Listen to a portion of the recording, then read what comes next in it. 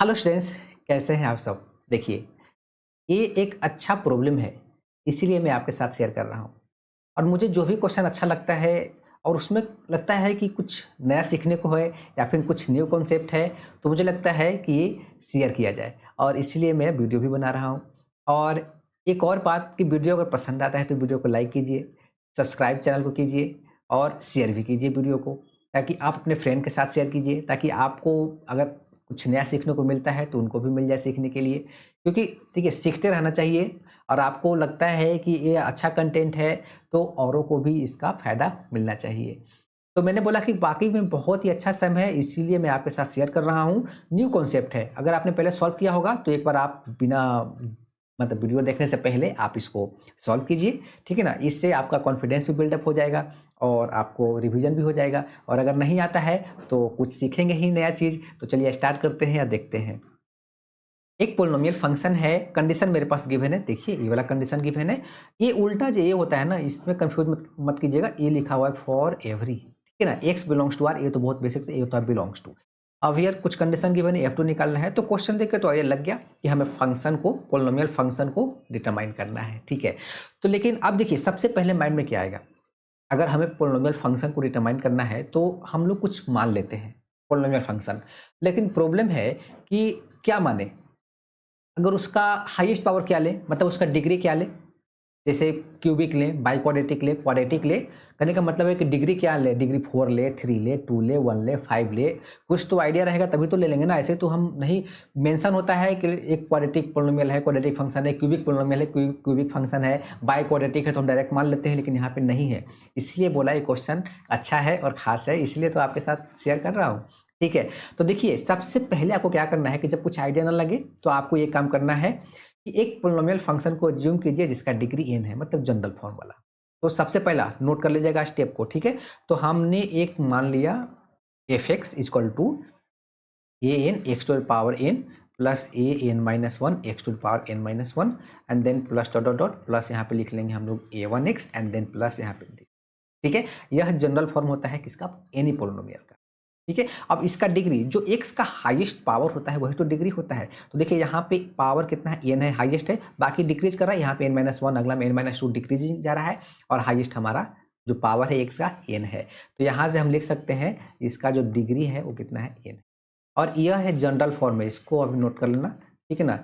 General form है polynomial, ठीक है? तो ये हमने अज्यूम कर लिया। अब एक काम आपको यहाँ पे करना है कि एलएचएस एंड आरएचएस को सेपरेटली आपको मतलब इन दोनों का डिग्री डिफाइन करना है, ठीक है? तो सबसे पहले एलएचएस, एलएचएस में गिवन है मेरे पास एफ एक्स स्क्वायर, तो इसका डिग्री क्या होगा? ठीक है ना? तो उसके लिए यहाँ पे आपके पास एफ एक्स गिवन है ही, तो एक्स की जगह क्या पुट करते हैं? X square. तो हम लोग पुट करते हैं यहाँ पे, देखिए एफ एक्स स्क्वायर, मतलब आपको इधर भी एक्स की जगह एक्स स्क्वायर रिप्लेस करना पड़ेगा। तो ये हो जाएगा ए एन और एक्स, यहाँ पे एक्स स्क्वायर करेंगे और पावर दिस है तो एक्स पावर कितना हो जाएगा? 2n प्लस यहाँ पे हो जाएगा ए एन माइनस वन और यहाँ पे 2 into n minus one, basic exponential rule से लिख रहा हूँ, ठीक है? And then plus dot dot dot plus यहाँ पे हो जाएगा a1, यहाँ पे x square and then plus this, ठीक है? कंफ्यूज मत होना, ये वाला कॉन्सेप्ट होता है ना कि ए टू द पावर m लिखा हुआ है और यहाँ पावर n लिखा हुआ है, विच इज इक्वल टू कितना होता है? ए टू द पावर mn होता है, वही तो यहाँ पे अप्लाई किया, ठीक है? अब x का जो हाईएस्ट पावर है, देखिए क्या है? 2n है। तो इस डिग्री कितना हो गया? जो हाईएस्ट पावर होता है वही तो डिग्री होता है, तो डिग्री इक्वल टू कितना हो गया? 2n, नोट कीजिए। तो एलएचएस जो डिफाइंड है मेरे पास एफ एक्स स्क्वायर, यहाँ पे इसका डिग्री क्या होना चाहिए? 2n होना चाहिए, ठीक है? अब हम लोग आरएचएस पे चलते हैं। तो आरएचएस में जो कंडीशन गिवन है, देखिए सबसे पहले लिख लीजिए इसको, एक्स क्यू गिवन है और यहाँ पे लिखा हुआ है f x and then plus x Q and then minus one, ठीक है? अब यहाँ पे केस समझिए, केस वन क्यों लिया जा रहा है कि f x equal to minus one अगर ले लिया, सपोज हो सकता है वैल्यू, ठीक है? तो यहाँ पे जो आरएचएस, ये पूरा जो पूरा पार्ट, ये वाला पार्ट है मेरे पास, ये वाला, ये कितना हो जाएगा? तो माइनस वन, क्योंकि एफ एक्स माइनस वन, तो यहाँ पे हो जाएगा minus X Q, sorry minus one नहीं, minus X Q and then plus यहाँ पे हो जाएगा एक्स क्यू माइनस वन, ये cancel out, which is equal to कितना आ गया? Minus one. तो माइनस वन मतलब कांस्टेंट, और कांस्टेंट का डिग्री क्या होता है आपके पास? डिग्री होता है आपका 0 होता है, ठीक है? और तो हमने बोला कि इफ टर्म्स एंड कंडीशन, ठीक है? देख रहे हैं, f x equal to minus one ले सकते हैं क्या? नहीं ले सकते, क्योंकि ये हमें नहीं लेना है। क्यों? क्योंकि मेरे पास F three equal to 26 given है, नोट कीजिए, ठीक है। अगर एफ थ्री इक्वल टू 26 होगा तो ये नहीं होगा, अगर ये होगा तो ये नहीं होगा, और जो दे रखा है हम उसी को तो मानेंगे, हम बेकार में क्यों अपना दिमाग लगाएं। ठीक है, तो देखिए एफ एक्स इक्वल टू -1 इसलिए नहीं भी ले सकते हैं, यहाँ पे एक्स का वैल्यू आप कुछ भी पुट करोगे ना तो रिजल्ट क्या देगा, -1 देगा, कांस्टेंट फंक्शन है। तो एक्स इक्वल टू यहाँ पे 3 डालेंगे तो -1, एफ थ्री इक्वल टू -1 तो क्वेश्चन ही रॉन्ग हो जाएगा। ठीक है, तो ये केस तो भाई खत्म हो गया। अब आते हैं केस 2 पे। तो केस 2 तो बहुत बेसिक सा है, डिग्री तो डिफाइन करना ही है हमें, तो एफ एक्स हमने मान रखा है वो वैल्यू पुट कर देते हैं। तो यहाँ पे लिखा हुआ है X Q then bracket F x equal to कितना है, तो A N X to the power N plus यहाँ पे लिखेंगे A N -1 x to the power N -1 and then plus dot dot plus यहाँ पे लिखेंगे A one X and then plus this and plus कितना लिखा हुआ है मेरे पास X Q -1 R H S वाला पार्ट। अब इसको थोड़ा मल्टीप्लाई कर लें क्या, तो ए एन हो जाएगा, बेस इक्वल है पावर ऐड कर दीजिए तो एक्स टू पावर कितना हो जाएगा, ए एन प्लस 3 हो जाएगा and then plus a N -1 x to power कितना हो जाएगा, ए एन प्लस 2 हो जाएगा प्लस डॉट डॉट प्लस यहाँ पे हो जाएगा A one X to power 4 plus यहाँ पे A naught X to power cube, यहाँ पे क्यूब हो जाएगा एंड देन प्लस यहाँ पे हो जाएगा एक्स क्यू -1। चलो पूरा ही लिख दिया। ठीक है, हालांकि डॉट डॉट करके आप समझ जाना। तो देखिए यहाँ पे जो x का जो हाईएस्ट पावर है कितना आ गया, n+3 हो गया, बाकी n+2 डिक्रीजिंग में जा रहा है। ठीक है ना, तो यहाँ पे इसका जो डिग्री हो गया, इसका जो डिग्री हो गया कितना हो गया, n+3 हो गया। ठीक है, दोनों का सेपरेटली LHS और RHS का हमने डिग्री डिफाइंड किया। ठीक है, अब इक्वलिटी होल्ड करने के लिए डिग्री को इक्वल तो होना पड़ेगा ना, तो 2n इक्वल टू क्या लोगे आप, n+3। ठीक है, तो n इक्वल टू कितना आ गया 3। ठीक है ना, तो कंप्लीट क्वेश्चन का जो डिग्री होगा, मतलब हाईएस्ट पावर ऑफ एक्स लेना है हमें, 3 लेना है, मतलब क्यूबिक। ठीक है, तो हमें आप पता चल चुका है कि भाई हमें एफ एक्स क्या लेना है। देखिए एफ एक्स लेने से पहले इतना तामझाम हुआ। ठीक है, तो देखिए अच्छा क्वेश्चन था, है ना। तो एफ एक्स इक्वल टू हमें क्या लेना है, तो A X cube and then plus B X square plus C X plus D, हमने क्यूबिक पोलिनोमियल मान लिया। ठीक है, अब देखिए हमने डिग्री भी डिफाइंड इसी कंडीशन से किया, अब आगे भी क्वेश्चन को हम लोग यहीं से करेंगे। तो जो गिवन है उसको लिख लेते हैं, नोट कर लीजिए, F X square equal to this. ठीक है, क्या गिवन है, so A F X square equal to क्या था भूल गया, देखिए X Q F X Q और यहाँ पे कितना था A F X plus x Q -1, ये लिखा हुआ है। अब वैल्यू पुट करके डिफाइन कर लेते हैं। देखिए एल एच एस में एक्स स्क्वायर मतलब एक्स को आपको एक्स स्क्वायर से रिप्लेस करना है, तो ये हो जाएगा ए एक्स टू पावर 6।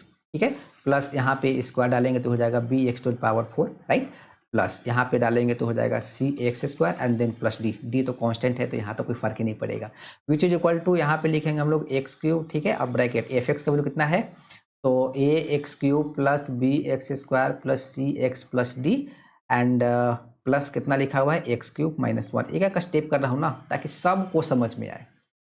तो यहाँ पे अब लिखेंगे A X 6 plus B x to power 4 plus C X square plus D, which is equal to multiply कर लें, ए एक्स टू पावर कितना हो जाएगा 6 and then plus B x to power कितना हो जाएगा 5 and then plus C x to power 4 plus यहाँ पे हो जाएगा d x cube and then plus यहाँ पे मेरे पास एक्स क्यूब माइनस। थोड़ा सा और सिंप्लीफाई कर लेते हैं, जो सेम पावर वाला को हम लोग कॉमन लेके सिंप्लीफाई करते हैं।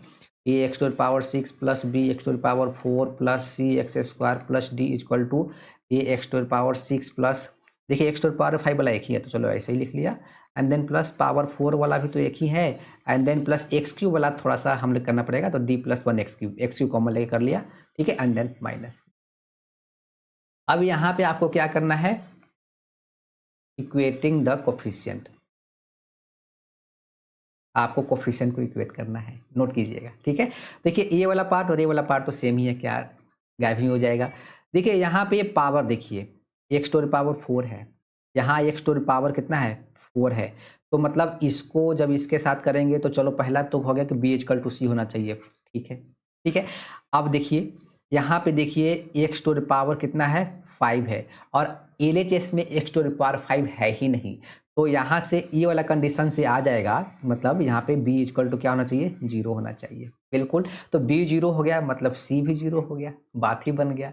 अब आप लास्ट में देखिए कांस्टेंट यहाँ पे d है, यहाँ पे -1 है, मतलब d का वैल्यू तो ऑलरेडी -1 ही होना चाहिए। और एक और भी है कि एक्स क्यूब है यहाँ पे, क्या यहाँ पे एक्स क्यूब है क्या, यहाँ पे एक्स क्यूब नहीं है, तो यानी कि यहाँ पे एक्स क्यूब है, यहाँ पे एक्स क्यूब नहीं है, तो मतलब यहाँ से अगर यहाँ से भी आना चाहें तो यहाँ पे d प्लस 1 इक्वल टू 0 होना चाहिए, मतलब d इक्वल टू -1 हम यहाँ से भी निकाल सकते हैं। ठीक है, बट एक ही जगह से बात बन गया, क्या फालतू का दिमाग लगाए। ठीक है, तो अब देखिए आपके पास एफ एक्स फाइंड आउट हो गया, ठीक है, तो हमारे पास एफ एक्स इक्वल टू, ये वाला पार्ट तो बच गया ना, a x to the power cube, ठीक है, एंड देन प्लस बी भी जीरो, सी भी जीरो, और डी कितना आ गया -1, यानी चलो आ गया फंक्शन।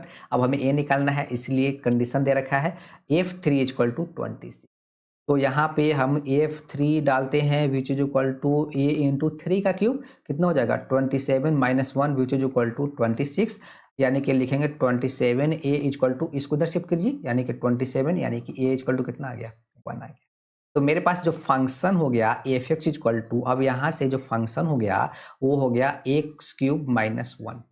आपको निकालना क्या है f2, ठीक है, वो भी अब निकल जाएगा, यानी कि f2 equal to 2 to the power cube, 2 to the power 3 -1 which is equal to 7। तो ये हमारा आंसर आ गया। तो देखिए कितना अच्छा क्वेश्चन था। तो सबसे पहले देखिए 7 हमारा है, तो बन गया बात। अब इसको थोड़ा सा फास्ट कैलकुलेशन से कीजिए, प्रैक्टिस और कीजिएगा तो आपका फास्ट भी बनेगा, पर मेरा मोटिव था समझाना, ठीक है ना। तो कुछ आपको अगर नया लगा होगा, बिल्कुल अगर आपने पहले नहीं किया, सम किया होगा, तो आपको ये बिल्कुल नया लगा होगा और आपको अच्छा भी लगा होगा। और मैंने यही कोशिश किया है कि आपको अच्छे से समझ में आ जाए, ठीक है। फिर भी अगर कहीं पे कुछ प्लस माइनस या फिर कुछ ऐसा मिस्टेक हो जाता है तो आप उसको इग्नोर करना, या फिर खुद से आप उसको ट्राई करना एक बार सॉल्व करने का ना, तो आपको कन्फ्यूजन दूर हो जाएगा, ठीक है ना। क्योंकि लिखते टाइम पे कहीं कुछ मिस्टेक हो जाता है, तो वेरी कॉमन प्रॉब्लम है जो सबसे हो जाता है, ठीक है। तो मेरा मोटिव था कि बहुत अच्छा सम मुझे मिला, तो मैंने आप सबके साथ शेयर किया, और मैं आगे भी ऐसे ही शेयर करता रहूँगा जो मुझे अच्छा लगेगा, और जो जेईई के लिए ज़रूरी भी है, कुछ न्यू कॉन्सेप्ट्स हैं ना, वो आपके साथ ज़रूर हमेशा शेयर करता रहूँगा। और आप भी आपको भी अगर वीडियो पसंद आता है तो वीडियो को लाइक कीजिए, चैनल को सब्सक्राइब कीजिए, करवाइए, अपने दोस्तों के साथ शेयर कीजिए, थोड़ा सा हेल्प कीजिए, हम भी आपको बहुत मदद करने वाले हैं। आगे फ्यूचर में भी कुछ बड़ा ही करने का प्लान है, तो थोड़ा सा सपोर्ट कीजिए, हम आपको उससे बहुत कुछ ज़्यादा दे देंगे। Thank you.